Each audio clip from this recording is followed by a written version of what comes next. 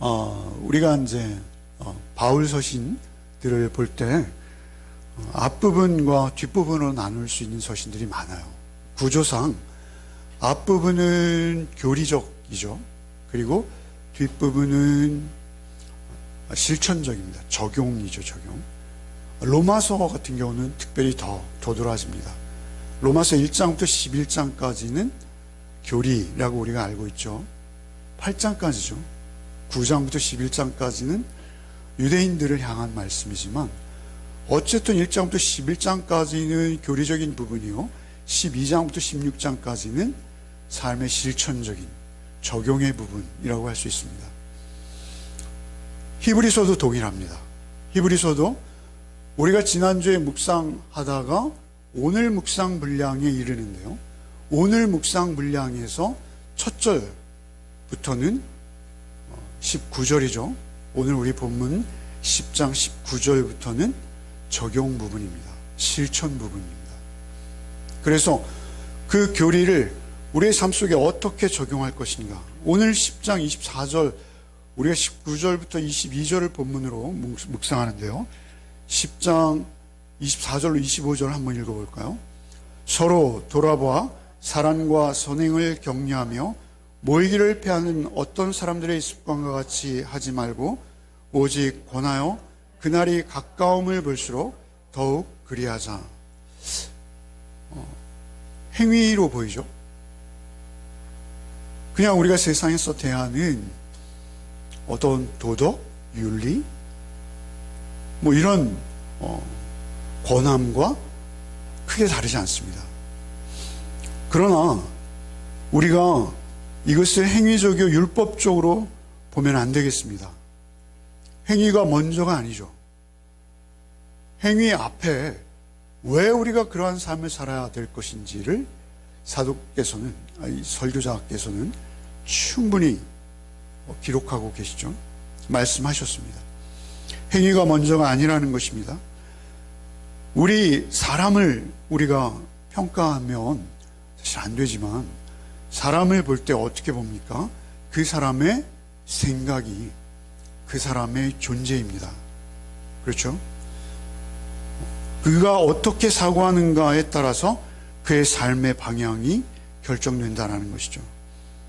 사람의 생각이 어떠함에 따라서 그의 삶이 나뉘는 것은 진실이죠. 진리이죠. 그럼에도 우리는 늘 있죠. 프란시스 셰퍼라는 사람이 있습니다. 그 사람이 이런 말을 했는데, 이런 글을 남겼는데요, 한번 읽어보시죠. 여러분 읽겠습니다. 시작.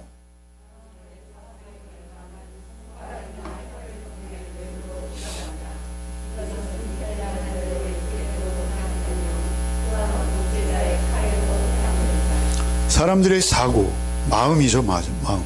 생각이죠. 그 마음에서 나오는 생각, 그 사고의 결과는 우리의 손가락이나 혀를 통해 외부로 흘러가는데, 미켈란젤로라는 사람은 그 손에 끌을 잡았고 독재자는 그 손에 칼을 잡은 것이죠. 끌과 칼은 사뭇 도구이죠. 그러나 어떠한 도구를 그 손에 드느냐에 따라서 그의 인생은 너무 달라지는 것이죠. 미켈란젤로는 우리가 잘 알듯이 그 끌을 잡고 우리에게 감동을 주는 놀라운 작품들, 우리 인생이 변화되어지고 또 어떤 은혜를 끼치는 도구로 참으로 놀라운 명작들을 많이 남겼습니다.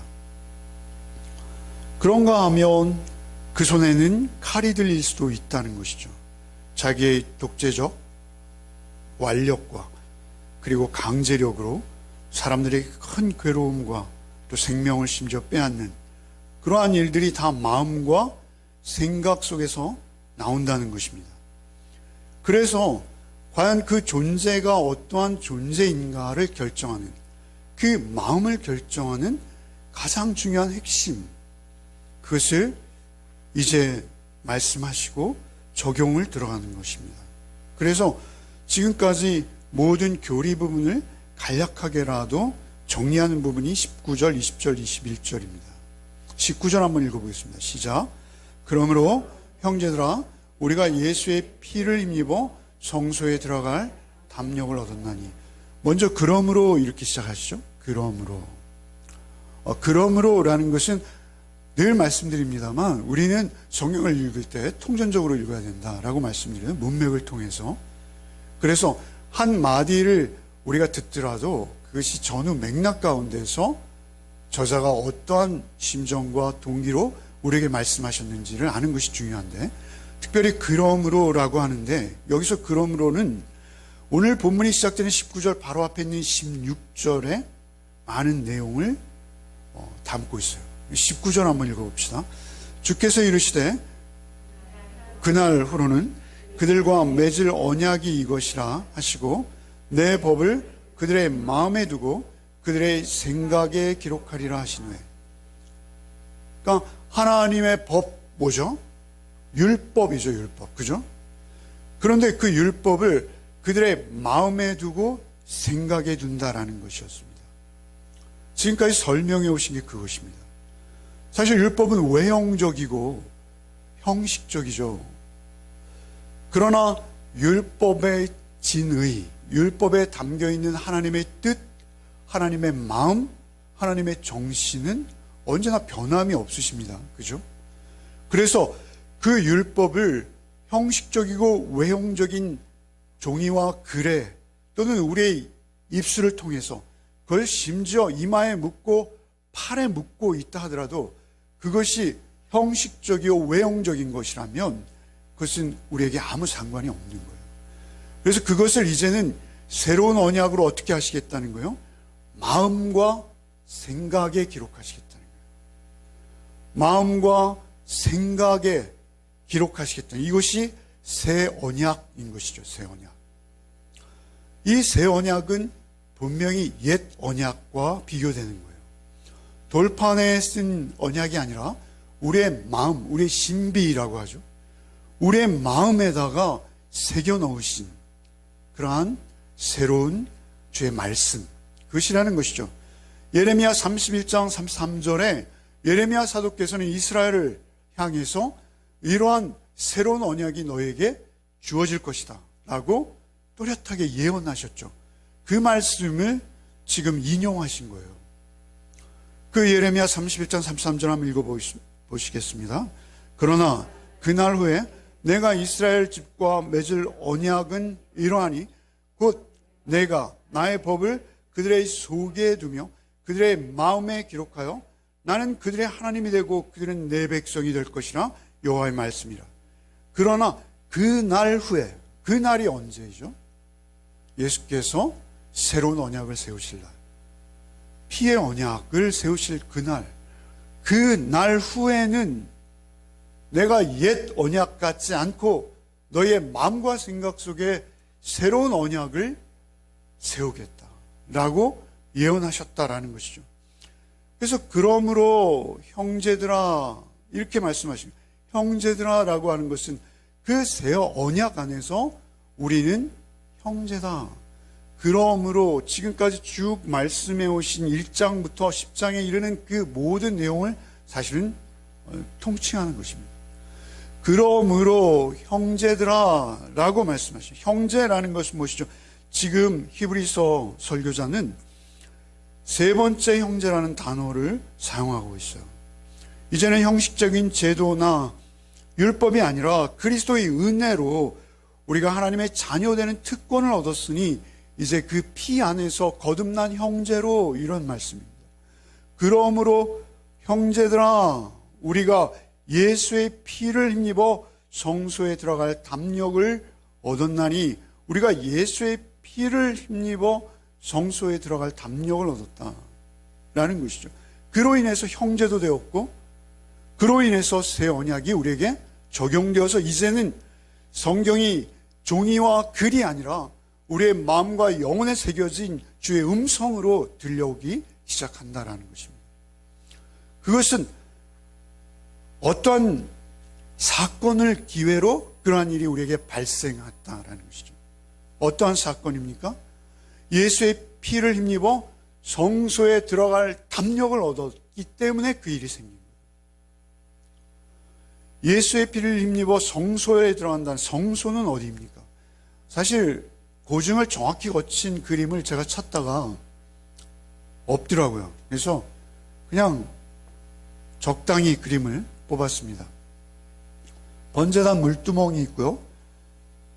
성막이 있습니다. 잘 아시죠? 우리 레위기에서 엄청 세밀하게 우리가 살핀 바 있습니다. 성소가 있고 지성소가 있죠. 지성소, 성소는 직사각형이라면 지성소는 5m, 5m, 5m예요. 입방체예요. 주사위 아시죠? 그런 식으로 입방체인데 그 입방체 안에는 하나 있어요. 뭐 있어요? 법궤만 있어요. 언약궤가 있어요. 하나님께서 우리에게 현존하시는 방법은 뭐예요? 환상이나 꿈이 아니라 이제는 그런 시대가 아니라 그랬어요. 하나님이 우리에게 임재하시는 방법은 뭐예요? 언약, 말씀이에요. 기록된 성경을 통해서 우리에게 임하세요. 그 하나님의 임재 방법이 언약궤만이 이 지성소 안에 있습니다. 그런데 이 지성소에 들어갈 수가 없는 거예요. 누구만 들어가요?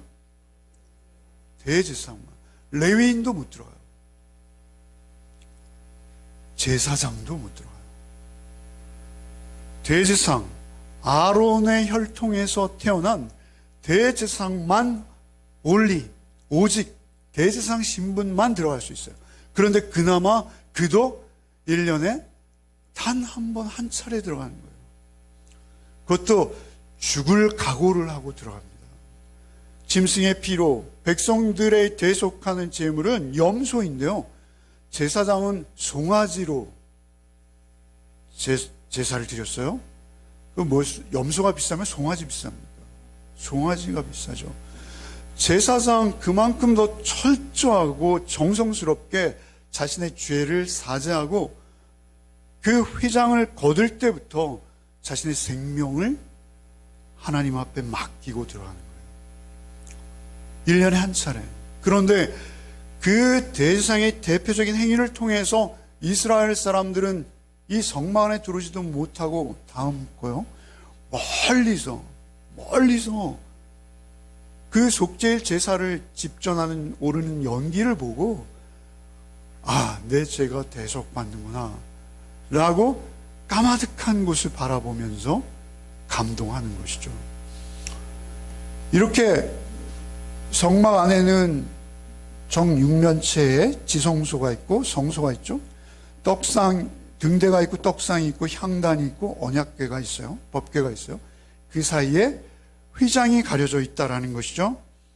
그래서 오늘 본문에 보면 우리가 예수의 피를 힘입어 성소에 들어갈 담력을 얻었나니 얼마나 제사장이 조마조마하면서 두렵고 떨림으로 그 안에 들어갔겠습니까? 그런데 우리는 예수의 피를 힘입었기 때문에 이제 성소에 들어갈 담력, 성소란 지성소를 말하는 것입니다. 그 지성소에 들어갈 담력을 얻었다라고 말씀하시는 것이죠. 여러분 이것을 어떻게 이렇게 확신 있게 말씀하실 수 있을까요? 여러분 지금도 그렇습니다만 우리가 왜 우리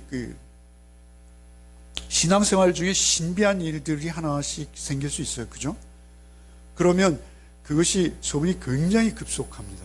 그리고 말씀보다 거기에 은혜를 엄청 받아요. 그죠?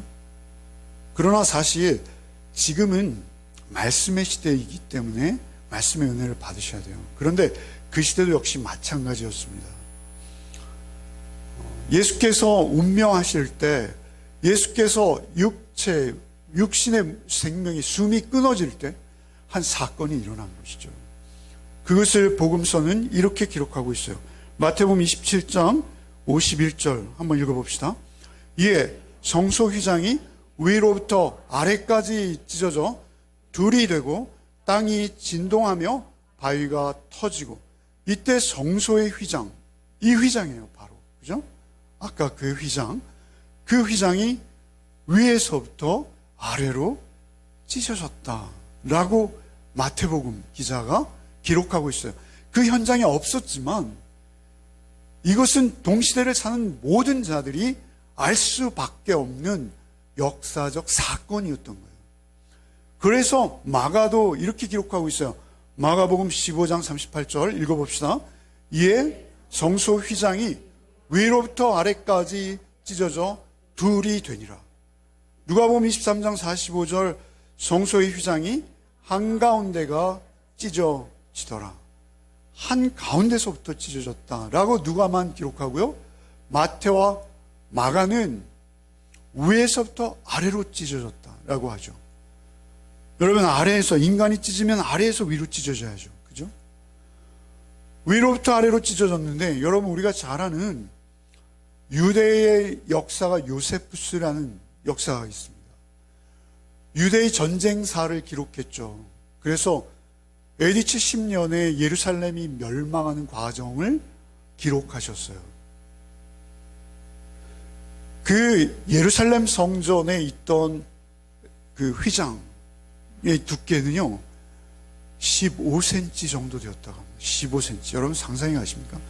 청색, 자색, 홍색, 백색 실로 꼬아서 만들었는데 두께가 15cm면요 황소가 양쪽에서 잡아다녀도 찢어지지 않는답니다. 그런 휘장이 이 역사 가운데 단 한 번의 사건이지만 이 상징적인 자리, 그 은밀한 장소에서 예수께서 피 흘려 죽임당하실 때 위로부터 아래까지 찢어졌다. 믿으십니까? 그 믿음이 우리 믿음의 핵심입니다. 그 휘장이 찢어짐으로 우리는 하나님의 임재 앞으로 쑥 들어갔다라는 것입니다. 오늘 뭐라 하세요? 예수 피를 힘입어 성소에 들어갈 담력을 얻었나니. 담력을 얻었어요. 도저히 두렵고 떨림으로 들어갈 수 없었으나 예수께서 운명하신 그 사건을 힘입어 흘리신 피를 힘입어 들어가게 되었다라고 말씀하시는 거죠. 20절 읽어보겠습니다. 그 길은 우리를 위하여 휘장 가운데로 열어놓으신 새로운 살 길이요 휘장은 곧 그의 육체니라. 그의 육체라고, 휘장이 그의 육체라고 직접적으로 표현하시고 직언하세요. 그분의 육체가 로마 군인들의 창에 의해서 찢기고 그 무지막지한 채찍에 의해서 살점이 뜯겨져 나갈 때 우리가 그 성소에 들어갈 수 있는 담력을 얻었다라는 거예요. 여러분, 우리 기독교는요 우리에게 한 가지 은혜밖에 없습니다. 다른 은혜는 다 부수적인 은혜예요. 어찌 보면 다 소용없는 은혜들입니다. 우리에게 오직 한 가지 은혜가 있다면 그것은 하나님의 임재입니다. 하나님이 계신 곳, 그리고 하나님께서 내 안에 찾아오시는 것. 그래서 내가 하나님 안에, 하나님께서 내 안에 거하심. 이걸 외에는 우리에게 기독교는 의미 없습니다. 오직 우리의 중심 의미는 무엇입니까? 우리의 길을, 우리를 위하여 휘장 가운데 열어놓으신 새로운 살 길이요 휘장은 그의 육체니라. 육체니라. 전에는 없던 길입니다. 전에는 아론의 혈통을 이어받은 대사만 1년에 한 차례씩 벌벌 떨며 들어가는 그 길입니다. 그러나 이제는 우리에게 담력이 있는데 언제든지 휘장 가운데 열어놓으신 그 길로 우리는 직접 갈 수 있다는 것입니다. 내가, 내 영이 예수의 피 묻은 십자가만 붙들면 언제든지 어디에서나 누구든지 그 성소에 들어갈 수 있다. 얼마나 놀랍고 놀라운 은혜입니까? 아론과 그 대상들, 홈리와 비느하스와 우리가 묵상하다 온, 바로 이전에 묵상하다 온 엘리제 사장과 그 아들들은 감히 상상도 할 수 없는 은혜를 우리는 지금 입은 거예요. 새 시대, 새 언약 안에 우리가 살고 있다라는 사실입니다. 우리가 영원히 잊지 말아야 될 오직 한 가지입니다. 그것은 우리가 담대함으로 하나님의 초대에 응할 수 있고 하나님을 우리가 모실 수 있어요. 모실 수 있어요. 여러분, 에베소 3장 12절 한번 읽어봅시다. 시작. 우리가 그 안에서 그를 믿음으로 말미암아 담대함과 확신을 가지고 하나님께 나아감을 얻느니라. 그를 믿음으로 말미암아. 뭘 믿는다는 거예요? 예수라는 역사적 인물을 믿는다는 거예요? 아니요. 예수께서 그 휘장이 찢기실 때 십자가의 살을 찢기신 것을 믿는다는 의미예요. 찢기실 뿐만 아니라 지금 살아계셔서 하나님 보좌 우편에 좌정하신 하나님의 아들,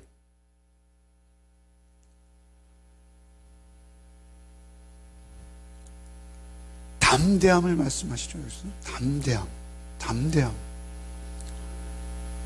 우리가 잘 아는 또 묵상해온 4장 16절 한번 읽어봅시다. 그러므로 우리는 긍휼하심을 받고 때를 따라 돕는 은혜를 얻기 위하여 은혜의 보좌 앞에 담대함으로 나가라 말씀하죠. 담대함. 어디로? 우리는 긍휼하심, 주님의 긍휼하심은요, 우리에게 낀 일을 해결해 주시고 우리에게 새로운 집을 주시고, 그게 긍휼이 아닙니다. 주님의 긍휼은 무엇입니까? 나를 위해 죽으신 거예요.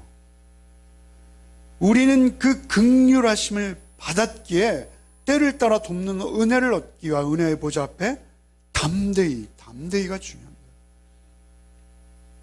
오늘 본문 다시 한번 읽어봅시다. 19절.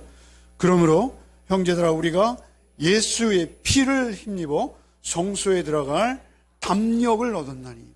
담력을 얻었다. 망설이지 말라는 거예요. 기웃기웃하지 말라는 거예요. 확신하지 못하는 상태에 빠지지 말라는 거예요. 오직 확신을 가지고 담대함으로, 그것은 나 때문이 담대한 것이 아니요, 어떤 다른 것 때문에 담대한 것이 아니라 역사적 사실로 나를 찾아오셨던 예수 그리스도를 믿는 믿음으로 담대히 나가는 것이죠. 여기 담대하다라는 이 19절을 말이죠, 현대인의 성경은 이렇게 번역했어요. 여러분이 한번 읽어보시죠. 시작.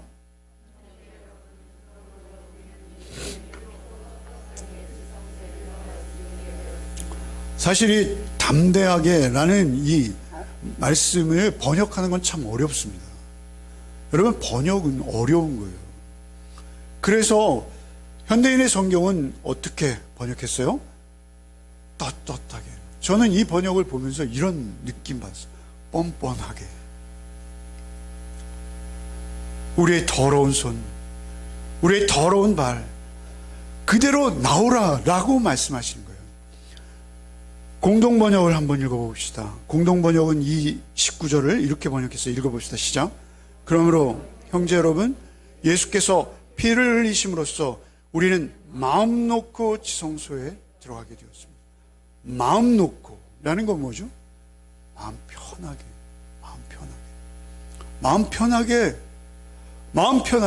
하나님은 너희를 기다리신다.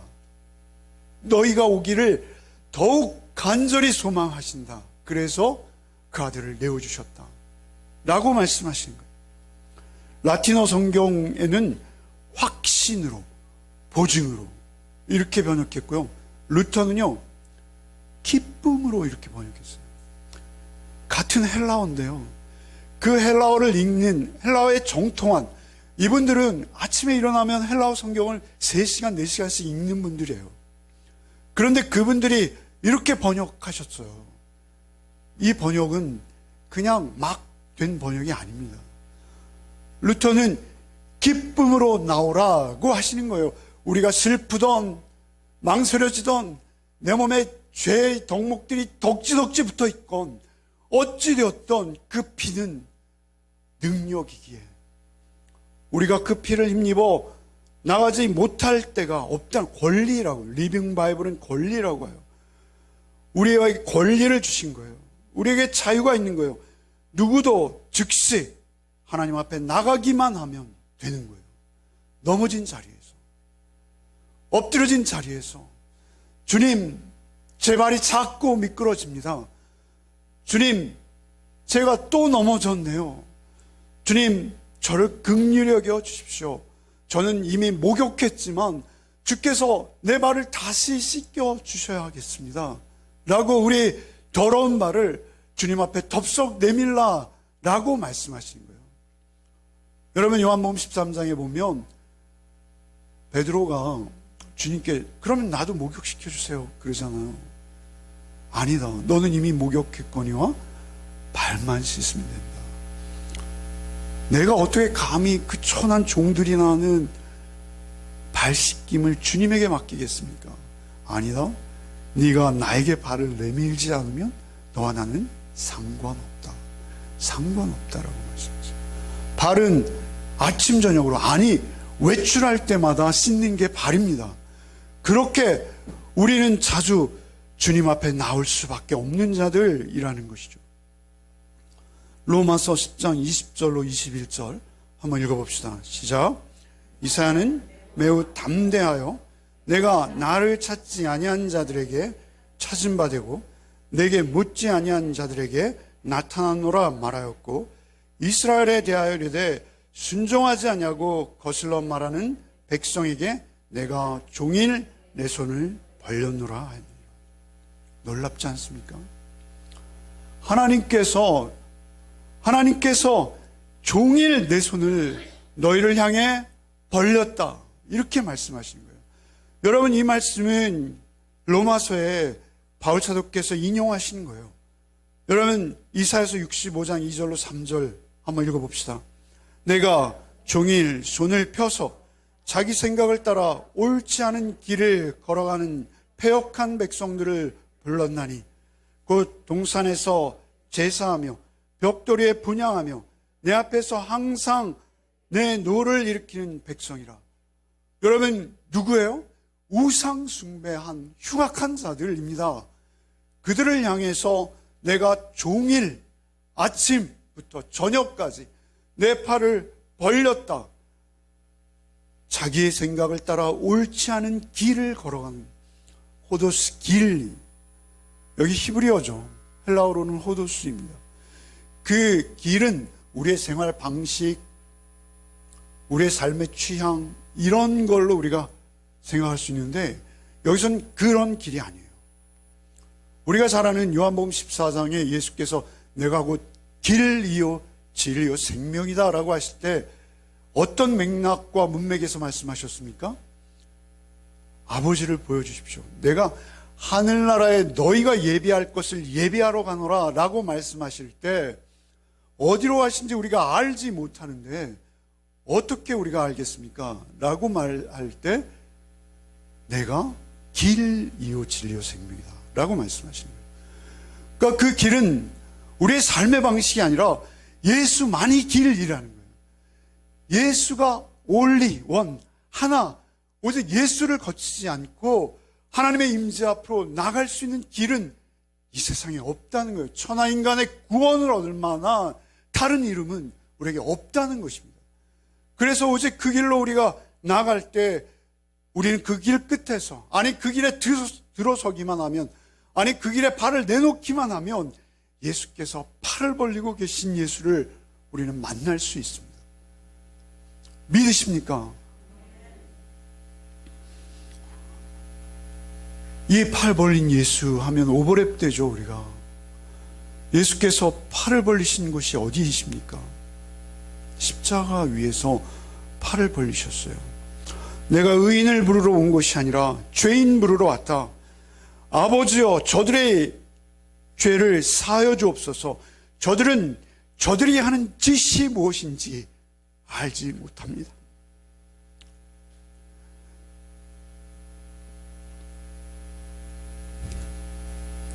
그리고 우편 강도를 향해 말씀하신 거예요. 오늘 내가 나와 함께 낙원에 있을 것이다.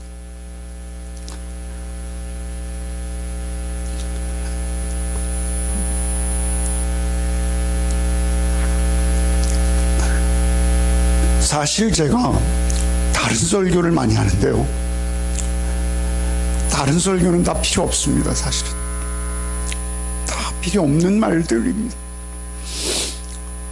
우리에게 필요한 말 한마디입니다.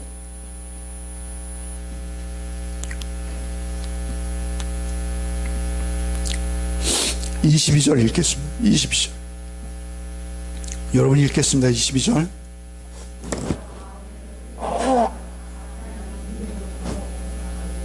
몸은 맑은 물로 씻음을 받았으니 참 마음과 온전한 믿음으로 하나님께 나아가라. 21절 읽어야 되는데요. 또 하나님의 집 다스리는 큰 제사장이 계시면 두 가지를 말씀하세요. 당신이 제물이시고 또 하나 뭐예요? 대제사장이시라는 거예요. 성소에 들어가기 위해서 제사장이 필요한 것이 있어요. 그것은 무엇입니까? 제물과 제사장 자신이죠. 그래야지 이스라엘 모든 백성들의 죄를 지고 하나님의 사죄의 은총 앞에 그 지은 죄, 언약궤 위에 있는 하나님의 은혜의 자리, 그 은혜의 자리 앞으로 나아갈 수 있다라는 것이죠. 그런데 예수께서는 놀랍게도 그 제물도 되시고 대제사장도 되신다는 거예요. 둘 다를 겸하셨다는 거예요. 어린 양이 되셔서 피도 흘리셨고 또한 자신이 제사장으로서 그 제사를 처음부터 끝까지 감당하신다라는 거예요. 여러분, 그것은 우리 교회와 우리 개인의 영혼을 향한 말씀입니다. 여러분, 대제사장의 역할은 무엇이죠? 인간과 하나님의 사이를 중보하고 중재하는 것이죠. 그런데 인간 대제사장은 그 사역을 온전히 감당할 수 없습니다. 능력도 없을 뿐만 아니라 그들도 우리와 성정이 동일한 인간이기 때문에 그렇습니다. 그들도 아담의 자녀일 뿐이에요. 아담의 후손입니다. 그럼에도 불구하고 우리에게 하나님께서는 제물과 대제사장을 겸하는 예수 그리스도를 세워주신 것입니다. 그 예수 그리스도를 통해서 우리는 그 피 흘리신 어린 양을 힘입어 나아간다. 22절 있습니다. 우리가 마음의 뿌림을 받아 악한 양심으로부터 벗어나고 몸은 맑은 물로 씻음을 받았으니 참 마음과 온전한 믿음으로 하나님께 나아가자. 우리 마음의 뿌림을 받아 악한 양심으로부터 벗어나고, 여러분, 세상에는요 굉장히 다양한 양심들이 있습니다. 성경에도 뭐 이런 양심에 관한 수식어들이 많이 있어요. 화인 맞은 양심, 선한 양심, 악한 양심, 이러한 단어들과 어휘들이 많이 등장합니다. 양심은 사실 우리에게 잘못된 단어예요. 우리는 양심 없습니다. 다. 여러분, 우리의 존재를 규정하는 성경의 말씀은 우리가 예레미야 17장 9절 한번 다시 읽어봅시다. 만물보다 거짓되고 심히 부패한 것은 마음이라 누가 능히 이를 알려마는. 아무도 그의 마음을 알 수가 없습니다. 그가 무슨 생각을 하는지 무슨 계산을 하는지 우리는 알 수 없어요. 그러나 인간의 계산과 생각은 부패했다라고 성경이 말씀하는 거예요. 의인은 하나도 없나니 하나도 없는 거예요, 여러분. 우리 모두 아담의 후손이기에 선한 양심은 없는 거예요. 오직 선한 양심은 하나님께서만 만드실 수 있는 거예요. 하나님께서만 홀로 빚으실 수 있는 거예요. 그것이 뭐예요? 우리가 마음의 뿌림을 받을 때 악한 양심으로부터 벗어나 자유한다는 거예요. 우리 마음에 뿌림을 받는다라고 할 때 이 뿌려지는 것은 무엇입니까? 예수의 피이죠. 물이기도 합니다. 어쨌든 하나님께서 허락한 생명 안에서만 우리가 선한 양심을 회복할 수 있다라는 것이죠. 그 선한 양심, 악한 양심으로부터 벗어나 몸은 맑은 물로 씻음을 받았으니, 이것을 주석가들은 세례라고 말하기도 하죠. 그러나 에스겔서를 인용해서 생명의 물로 해석하기도 합니다. 그것은 중요하지 않습니다. 어찌되었던 하나님께서 일방적으로 우리에게 뿌려주시는 그 은혜로 말미암아 참 마음과 온전한 믿음을 가질 수 있는 거예요. 참 마음을 주십시오. 온전한 믿음을 주십시오. 우리가 이렇게 기도할 수 있어요. 그죠?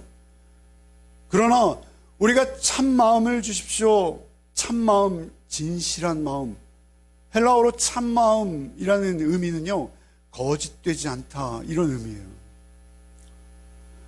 진실한 마음, 참 마음, 온전한 믿음, 예, 다 하나님 주시는 거예요.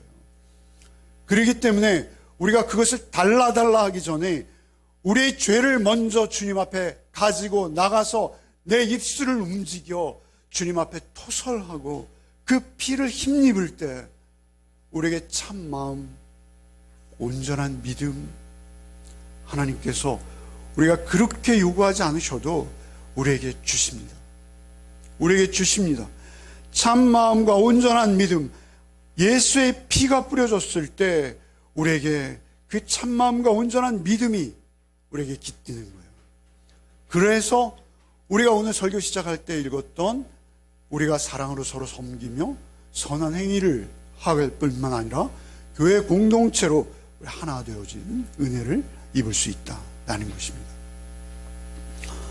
여러분, 우리는 하나님의 임재를 충분히 누리고 있는지 모르겠어요. 여러분, 하나님의 임재를 충분히 누리고 계신지요? 여러분이 하나님의 임재를 날마다 경험하고 계신지요? 여러분 전부에게 제가 책을 한 권씩 나눠드렸어요. 그 책 제목이 뭐죠? 하나님의 임재였어요. 로렌스 형제죠. 로렌스 형제는 수사가 되었지만 늘 굳은 일만 맡겨졌어요. 그래서 주방에서 15년, 여러분 수도원의 이 보직이 다 돌아갔는데 로렌스 형제는 15년 동안 주방에 있었습니다. 그리고 옮겨진 보직이 뭐냐면 구두수선공, 구두수선하는, 수사님들이 신는 구두를 수선하는 일. 그런데 그는 계란을 뒤집다가도 부엌 바닥에 엎드러집니다. 자기에게 주시는 하나님의 임재의 충만한 은혜가 너무나 커서 감당할 길이 없어서 그는 늘 기쁨으로, 감사함으로 그 일들을 감당해 나가죠. 그냥 계란을 붙이는 것이 아니라 그것이 하나님과 함께하는 일이 되는 거예요. 그리고 그 일을 통해서 자신은 무한한 감사를 충만하게 느끼는 거예요. 여러분, 우리가 어디서 무슨 일을 하느냐가 중요하지 않습니다. 여러분이 훌륭한 사람이 되느냐도 중요하지 않습니다. 여러분 안에 하나님이 계신가만 중요합니다. 그 하나님이 계시면 여러분 어떤 환경과 상황 속에서도 우리는 늘 기뻐할 수 있어요. 항상 기뻐하라. 쉬지 말고 기도하라. 범사에 감사하라. 이게 그냥 되어지는 게 아닙니다. 우리의 의지와 결단으로 하려고 해서 되는 게 아니에요. 예수의 피를 힘입어 하나님의 임재 앞에 있을 때 우리는 항상 기쁠 수밖에 없어요. 그리고 늘 그 임재를 구하는 자는 무시로 기도하는 거예요. 우리의 기도는 끊이지 않는 거예요. 쉬지 않는 거예요. 범사에 감사할 수밖에 없어요. 여러분, 직장에서 잘려도 감사한 거예요. 여러분, 내가 정말 살기 힘들어지면 오히려 더 감사한 거예요. 그때 하나님께서 더 가까이 오시거든요. 더 놀라운 은혜를 예비하시거든요. 그 하나님의 예비함과 임재를 누리면 그게 여러분의 복입니다. 그 복이 우리에게 있을 때 여러분, 우리는 세상에 부족한 것이 없어요. 여러분, 이스라엘의 금송아지 사건을 우린 기억하죠? 금으로 송아지를 만들고, 야, 이 금송아지가 우리를 애굽에서 인도해냈어. 이거 만몬입니다, 만몬. 그 번쩍번쩍하는 금송아지가 우상인 것이죠. 그때 그들에게 하나님 긍휼을 베푸신 거죠. 레위인들에게 칼을 차고 그들의 형제와 이웃을 징계하게 하십니다. 그럼에도 불구하고 그들이 회개치 못하던 가운데 여러분, 하나님께서 이렇게 말씀하세요. 야, 가나안 땅, 너희에게 약속한 땅이니 너희만 올라가. 내가 내 사자를 보내어서 너희 대적들을 다 물리쳐 주마. 뿐만 아니라 너 젖과 꿀이 흐르는 그 땅 내가 축복해 줄게. 그런데 그들의 회개한 심령은 그 말씀을 받을 수가 없는 거예요. 뭐라 합니까? 하나님께서 올라가시지 않으면 우리 가나안 가지 않겠습니다. 그러는 거예요. 거기에 아무리 젖이 많고 거기에 아무리 꿀이 많아도 나는 거기 가지 않겠습니다. 하나님 같이 올라가지 않으신다면 우리 한 발짝도 떼지 않겠습니다. 그것이 우리의 영적인 가장 중요한 요점입니다. 우리의 가장 중요한 중심이에요. 아무리 젖과 꿀이 흘러 넘친다 해도 하나님 계시지 않으면 안 되는 거예요. 우리 교회가 만약 재정이 넘치고 사람들이 넘치고 모든 것이 다 넘치고 풍족하다면 여러분, 이 목사는 오히려 배불러서 딴소리 할 수 있어요.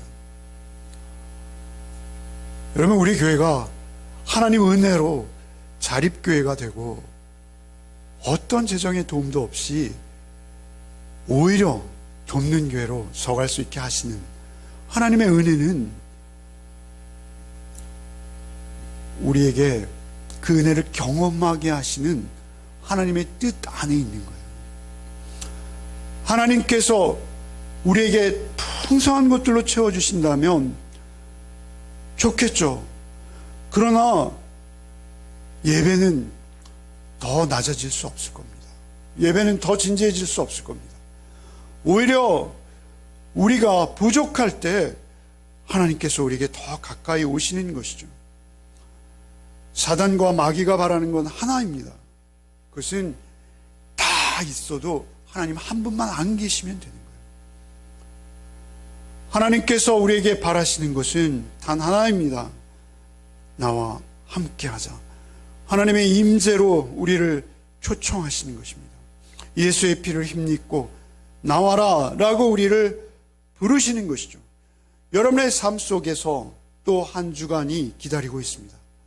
그 한 주간의 삶을 살 때 우리가 실망할 때가 있죠. 화가 날 때도 있습니다. 소소한 일들이 많거든요. 지난주에 오늘 소리가 좋죠. 소리가 갑자기 좋아진 거예요. 여러분, 앰프하고 여기 있는 이퀄라이저 다 바꿨습니다. 거금을 들여서 다 바꿨어요. 그런데 바꾸는 과정에서 제 마음이 평안하지가 않아요. 들쑥날쑥해요. 그런데 놀라운 것은 하나님을 의지하면요, 모든 것이 감사해요. 여러분, 우리의 일상은 굉장히 사소하고 소소해요. 누가 알아주지도 않고요, 누가 주목해보지도 않고요, 누가 칭찬할 일도 평가할 일도 없습니다. 그리고 그것이 뭐가 그렇게 대단하겠습니까? 그들에게 평가받는다는 것이 뭐가 그렇게 우리에게 소중하겠습니까? 우리에게 오직 소중한 것은 하나예요. 우리가 흥분하고 분노가 나고 억울하고 손해를 본 것 같은 느낌이 꽉 찰 때 여러분, 내 안에 하나님이 안 계신 거예요. 여러분, 그때 하나님 앞에 나오십시오. 하나님 앞으로 나가십시오. 그러면 언제 그랬냐는 듯이 놀랍도록 신비한 하나님의 손길을 경험하시게 될 것입니다. 하나님 오셔서 그전에는 상상해보지도 못했던, 그전에는 꿈꿔보지도 못했던 놀라운 기쁨과 하나님의 임재로 우리가 찬양하게 될 거예요. 오직 우리의 찬양은 하나입니다. 속죄하신 주님께 감사하는 것이죠. 그 속죄하신 주님을 찬송하며 감사하는 찬양이 여러분, 이번 한 주간에도 넘치시기를 바랍니다. 우리 298장 찬송 한 번만 더 하고 마치겠습니다. 찬송은 여러분, 우리 기도입니다. 마무리 기도를 찬송이다 생각하시고 주님께 감사하는 마음으로 찬양하시기 바랍니다.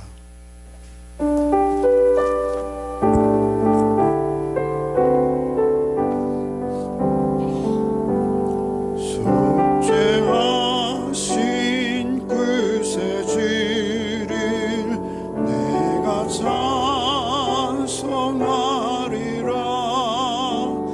내게 자유 주시려고 주가 고난 당했네.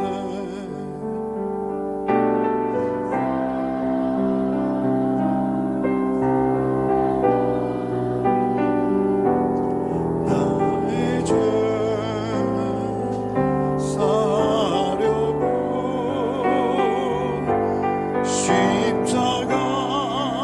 십자가에 죽임당한 나의 주 찬양하리. 내가 구원 받은 증거 또 전파리라.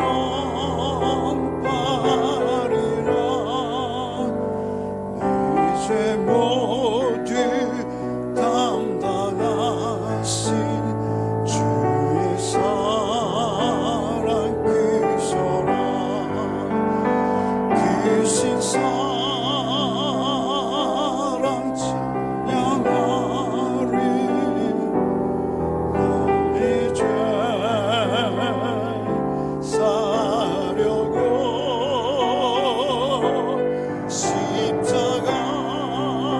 십자가에 죽임당한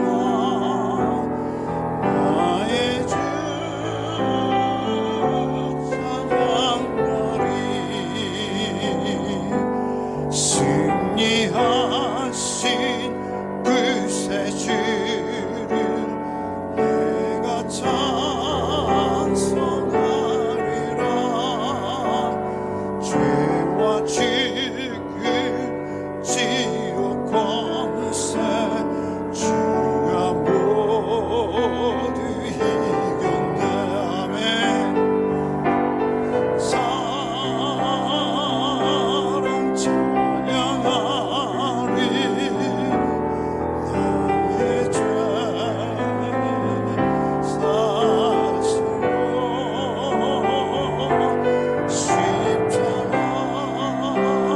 십자가에 죽임당한 나의 주 찬양하리. 고마우신 그 새 주를 내가 찬송하리라.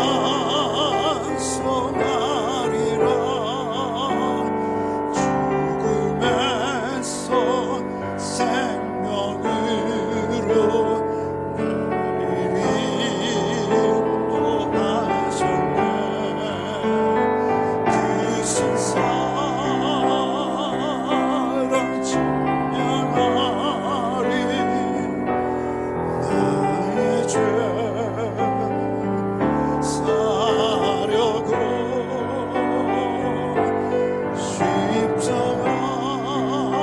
십자가에 죽임당한 나의 주 찬양하리. 아멘. 주님, 참으로 냄새나고 추한 종을 주께서 불쌍히 여기사 날 위해 피 흘리심을 우리가 잊지 않게 하여 주옵소서. 오직 주의 피 흘리심만을 힘입어 담대하게 주의 보좌 앞에, 주의 임재 앞에 날마다 나가는 또 한 주간 되게 하여 주옵소서.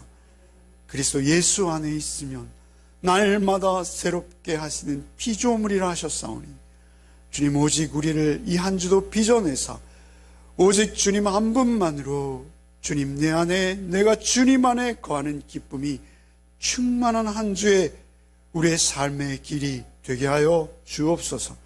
예수 그리스도 이름 받들어 기도하옵나이다. 아멘.